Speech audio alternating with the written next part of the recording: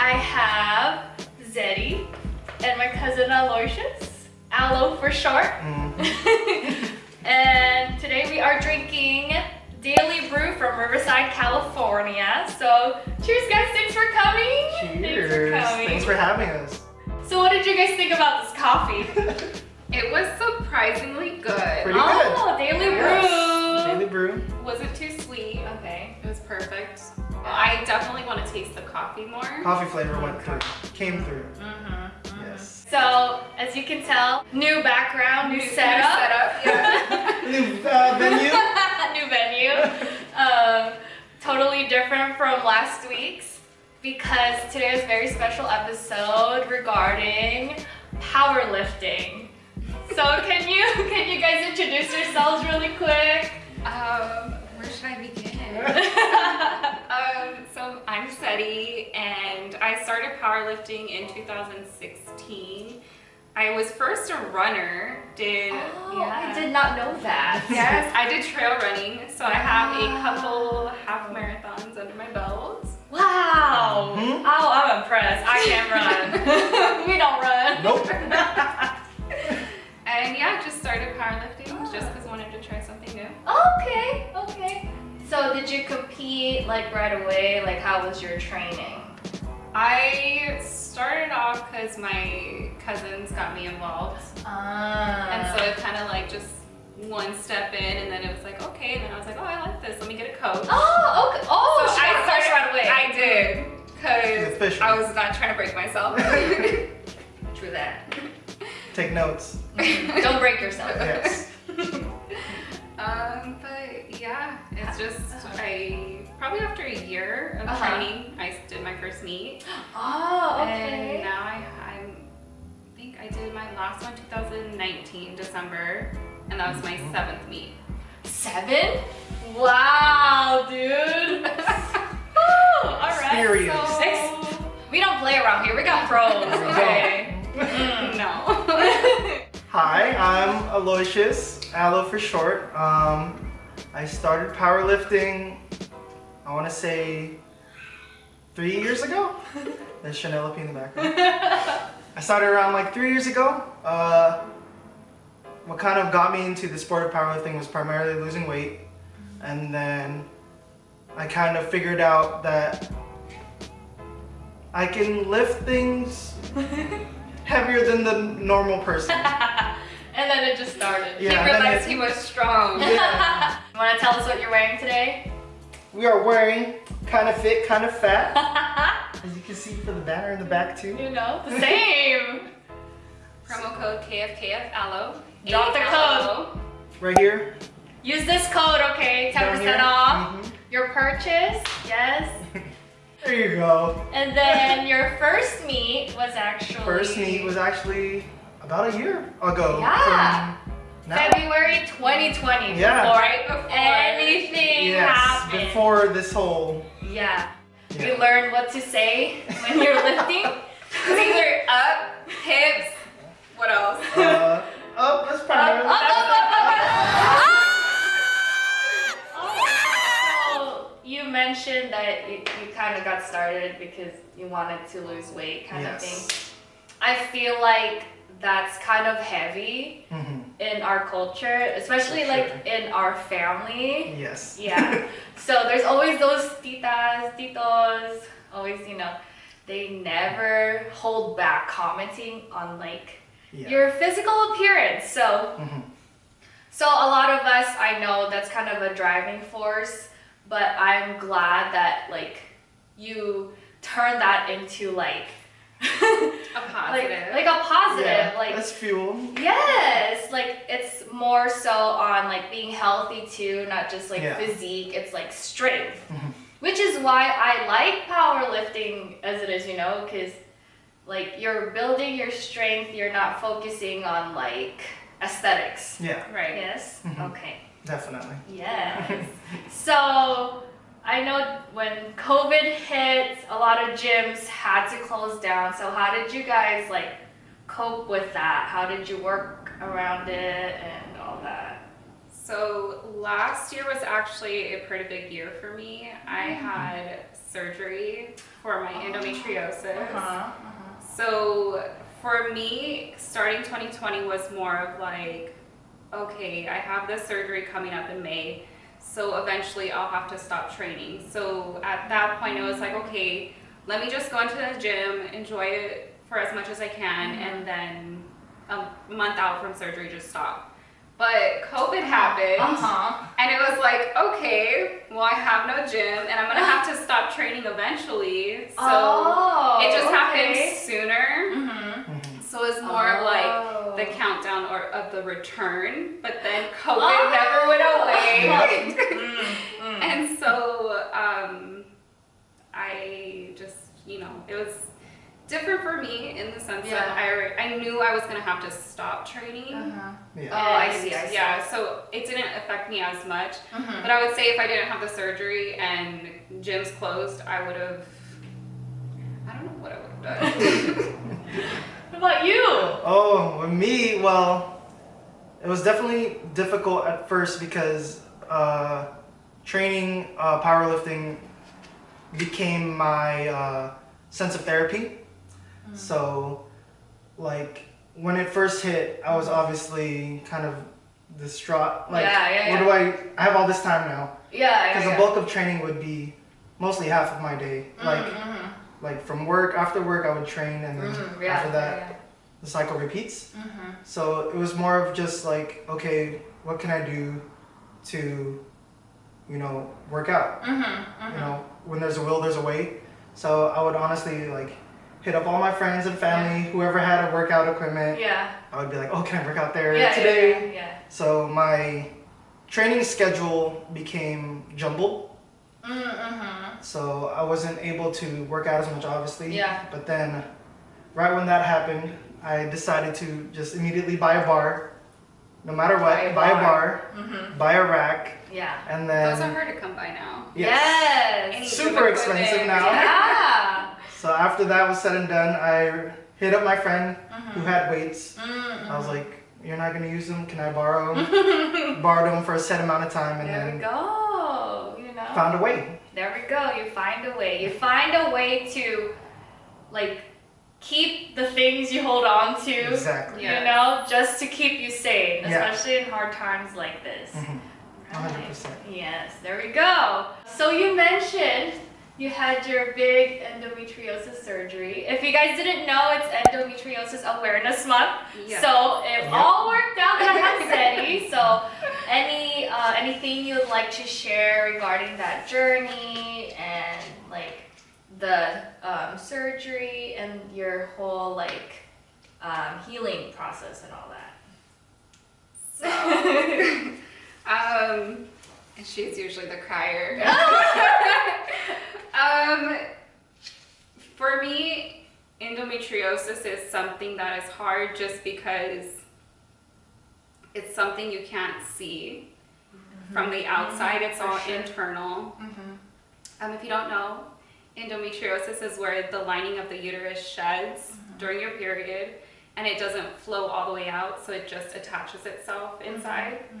And this was my third surgery last year, and so it's kind of been an ongoing thing. And especially there's no cure, there's no form of proper treatment. It's just, get on this birth control or take some Advil, take some pain pills, and that's it. And that's really what's all that's out there. It's all like symptom management kind of thing. So it's been tough just because of that, mostly, mentally trying to be like, okay, well, to other people, I look normal. I'm able to lift heavy. I'm able to do all this stuff that a person with the disease isn't supposed to be able to do. So it's, at that point, a mental thing. And so 2019 was definitely hard.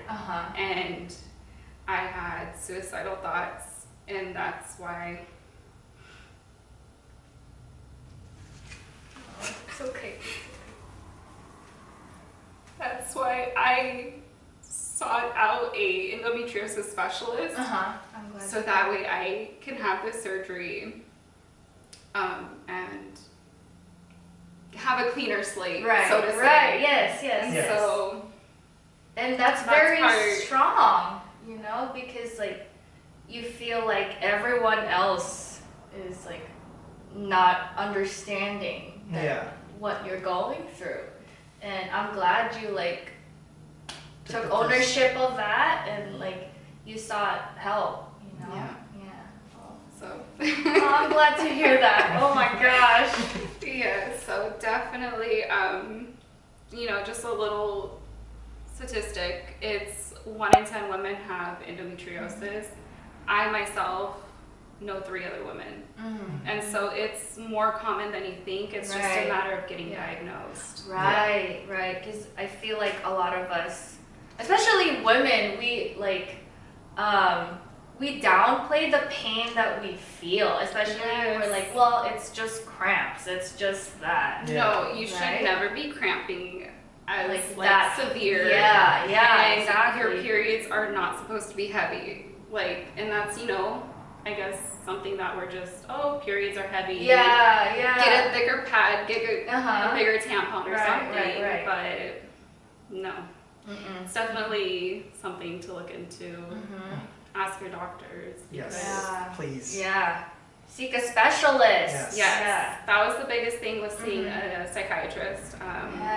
Something I was kind of in denial about, you know? Like, what is this stranger gonna, how is this stranger gonna help me? When all they do is listen, but having someone with an unbiased opinion just listen goes a long way. I like that, because I feel like there's so many people still like apprehensive about therapy because they're like, well, they don't know what I'm going through, so how are they supposed to know, you know? It's just having an outlet. I mean, this is your outlet, so in some form this is therapy. But I mean, just being able to get your words out there, that way you're not just spinning in your own head. I agree. Like I said in my other video, I feel like if you just keep thinking and overthinking, it's all in your head, it feels heavy, and you feel like the world is on your shoulders, you know, and then you verbalize it and you're like, I can do this. Yeah, definitely. Okay, cool. From my perspective, it's good to have that unbiased opinion, just because as human beings, we're so accustomed to like listen to respond. Instead of listening to understand and just to listen. For sure. So it's good to have that specific person or just someone to just take that information and understand what you're going through. That's actually a good thing that I picked up from therapy is when asking to just talk, kind of make it clear you do have to communicate with that other person, but just say, I just need you to listen. And then if you don't want any response, just say, and please just I just want to let this out. Oh, right. I like that. Like communication is key, y'all. And like asking like for consent to be like, do you want advice or do you want to listen? Kind of thing. On the receiving end. Because that's important. Because I feel like I know when I go to someone and I'm like, well, I didn't really ask for your advice. I just wanted you to listen. But they gave advice anyway. But I also realized I should have told them. You know? How was it getting back into training after your surgery and like recovering and all that stuff? It was hard because I knew where I was and where I can be, but then coming back, I'm like, why am I barely benching the bar when I could bench like 180? Like it was a mind shift that I had to do, but I had to remember that I just came out of a major surgery where, you know, things were removed and detached and just had to be patient and kind to myself. Yes, be kind to yourself. Weren't you gonna do a competition like last year too? I was interested in doing competition, but I was more focused on building my total, becoming stronger, fixing what I needed to do in my lifts and all of that. So that was primarily my focus for last year. And like on the same topic, during quarantine, I kind of lost a bulk of the strength at some points. And it was kind of difficult because I don't know. I think as a guy, I'm just like, oh, why can't I do this? Like, I just took a couple weeks off and I can't do this weight. So having Zette there kind of walk me through it and teaching me how to become patient. All of that helped out a lot because I would beat myself up. Yeah. You know, especially since when we got the home gym, I wanted to hit numbers that I left off at and I couldn't. So like, for beginners who want to get into powerlifting, what are like the main things you want to advise them, and like what are, if you want to explain like what the 3 main lifts are, like how you want to get started, things like that, you know, from experience.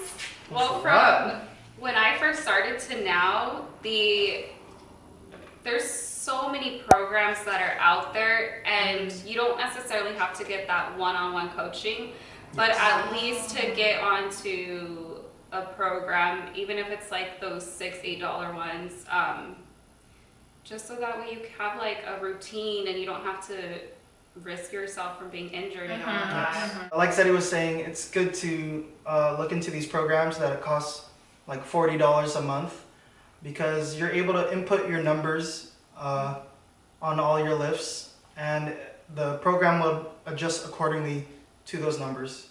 So it'll give you percentage ranges, reps and sets, and like basically take out the stress of programming if you were doing it yourself.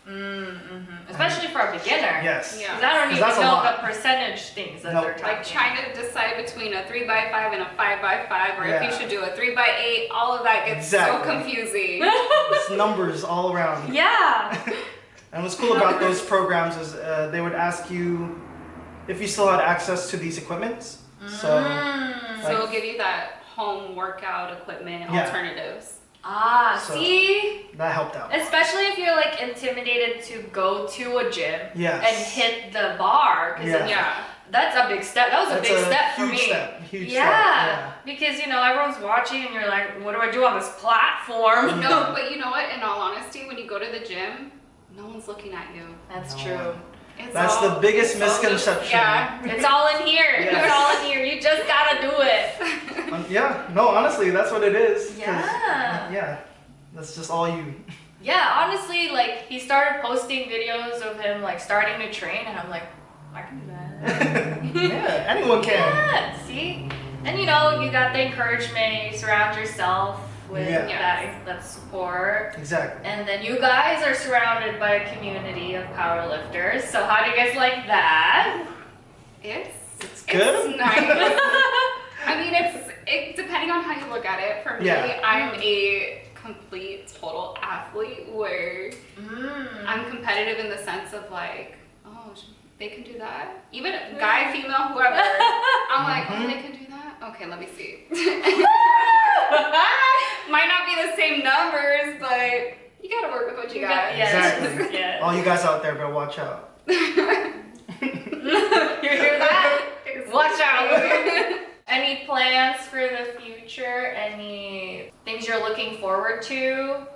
I'm looking forward to going back to the gym. That's definitely not going to be anytime soon, but mostly for the accessory machines, all the cable stuff. Oh, I feel that. Yes. All the IG workouts, booty workouts. You know, this one. Abductors and stuff. All Good that girl, stuff. bad girl. Good girl, bad girls.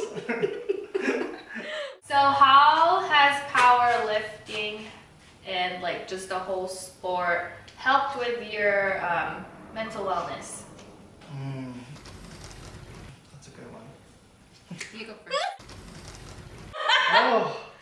Powerlifting has helped with my mental wellness a lot because, like I said, it has been my sense of therapy.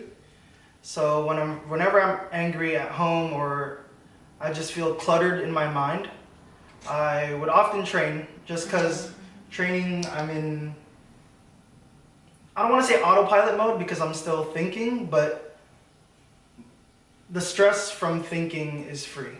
So like, I don't have to think as much. Yeah. Because my body and I already know what to do. So it's like, I do this, and I'm good. And then after my training sessions, I often get moments of clarity. I'm not as angry anymore. I like that. I like that. Yeah. I'm kind of level-headed, clear mind, and I can like think of what I did wrong or see other people's perspectives if like I were to get in a fight with someone. So that kind of goes through my mind while training, and it helps too. Using it as fuel, lifting heavier. Yeah, that's just kidding, don't use that. But it helps in just mentally cleansing. In a sense. Oh, I like that. Mentally cleansing. Yes. All right. What about you, Zette? Well, as I said before, endo has been something that I would like you misunderstood in the sense of I look normal on the outside, but I'm completely far from it on the inside. And so for me, lifting is a way that I'm able to feel normal. Oh, I have chills hearing that. So that's how it helps me, in a sense of feeling normal, even if there's no right or wrong way of normal.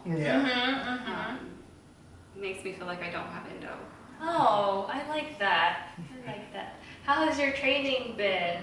Like, moving up? I see you've been moving up. It's moving up. I'm learning. I want to push myself and do heavier weight, but then my body's like, calm down. You just had surgery. Minor bumps. Take it easy. So it's just learning. Yeah. It's a new body. Yeah. In some sense. So today we are gonna do some workouts. They're gonna fix my form. They're gonna try to work with me. Show us, you know, the right form, the right way to lifting so you won't hurt yourself. And try to move up on weights. You guys ready? Do it. That's why I got this coffee. We don't need pre-workout. This is the pre. This is the pre. All right, let's do it. I'm nervous.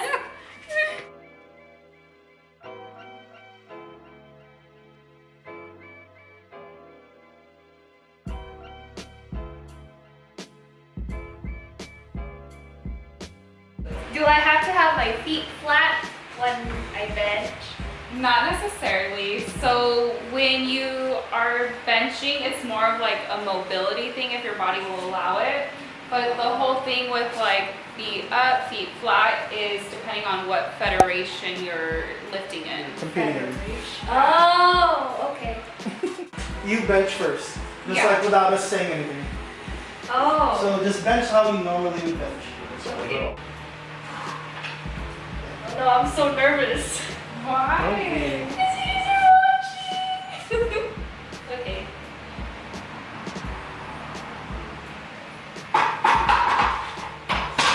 Is that wrong? Max up. No. So your setup is good. The one thing with lifting off is you kind of like your positioning is good because if you have it too far back, then you're going to be like unwrapping from behind. Yeah. So you want it kind of like right eye level, right below. Do your grip. You can actually go a little bit wider. Oh. Yes. Yeah. Okay. And then go ahead and lift off.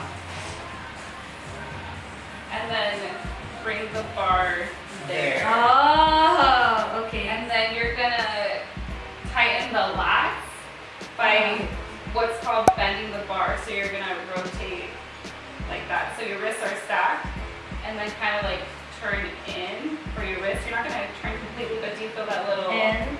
Yeah. Okay. And then you bench. Like that? Yeah. Yeah. I feel like I lose my center a lot. It's just, okay, so then go slow. Yeah, this is the descent. And then There you go. try not to bounce though, because that might be what's throwing you off. Oh, So so come to like a pause, There you go. and then there. Wow.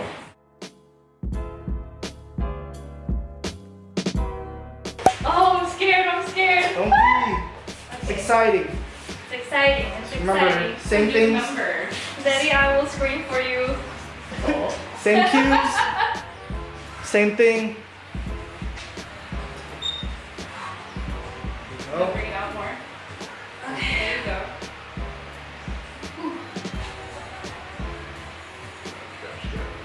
Yep. Okay. Oh no. You got it, see? No, Yes, you can. I think you're just nervous. You gave up before you even Yeah. started. Yeah. I feel like it's gonna fall. What? It's not. How are you gonna fall? I just got Lie it. down. Yeah, she has it. Okay. You can do it. Push yourself. Okay. Take a. No, this is like the biggest part of powerlifting. It's all. It's all in It's all- your It's all metal. It's all metal. Oh. Okay. Just remember to bring it out. Bring it. Okay. Yeah. Bring it. Bring it.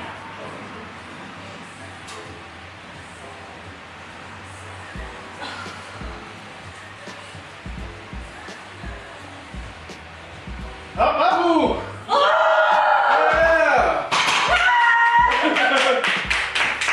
Oh my god, I did it! Thank you, Zette! It's metal. It's metal. Oh!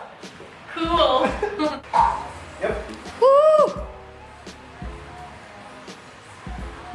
Yes. Oh yeah. Up. Up. Last one. Oh yeah. Up, up, up. Easy. Easy. Woo!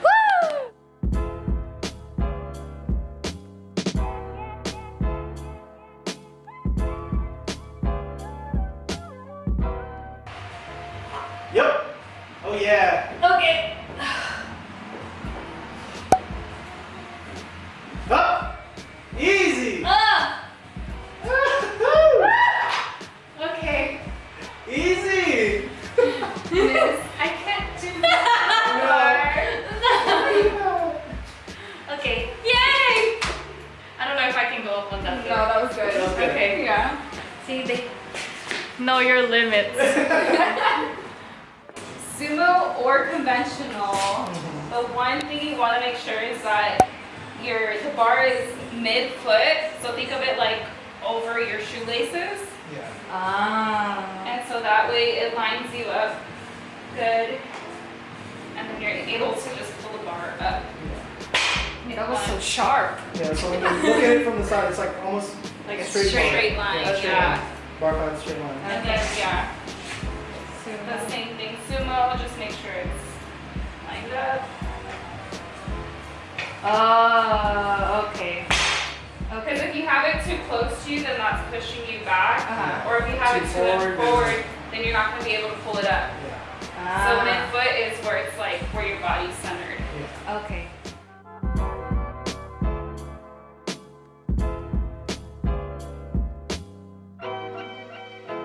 Bring this forward. Okay. And then when you do that, go lock in your lats and all of that. So then it should help you like on the way up. And then it should be like easy. You got it. Yup. Oh yeah. What was that? I just say no. That was easy. So, what did you guys think of my form and my lips and all that? Your form is actually really, really good. I think it's more, you weren't as confident in yourself. Yes. So it was more of like a mental game at that point. But now you know what you can hit. And I there's know that's still true. more room. Yes. So I'm excited to see what you're gonna hit the next time you max out. Oh, max out. Yeah, they helped me max today, and I feel like I've been plateauing for a really long time. Just because I'm afraid I'll like hurt myself.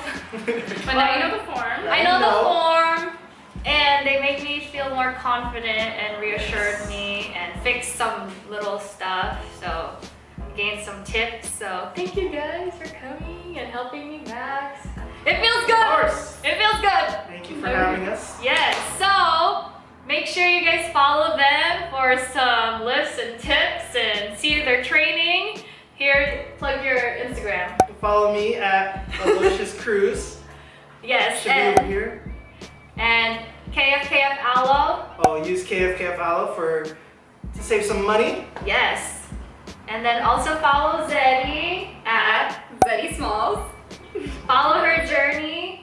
You know, maybe hopefully they can be competing soon, and hopefully things are, Hopefully. you know. starting to open up slowly. People.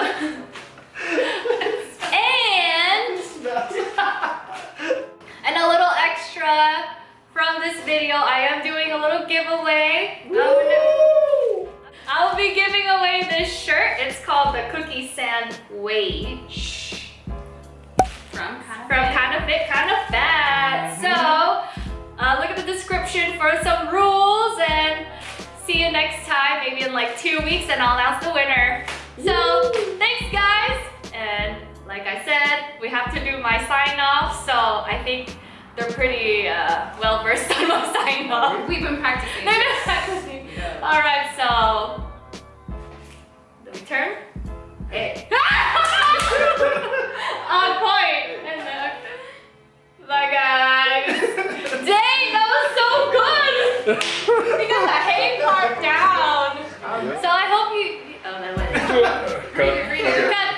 Okay. Okay. So I hope. Stop. I just want to give this away.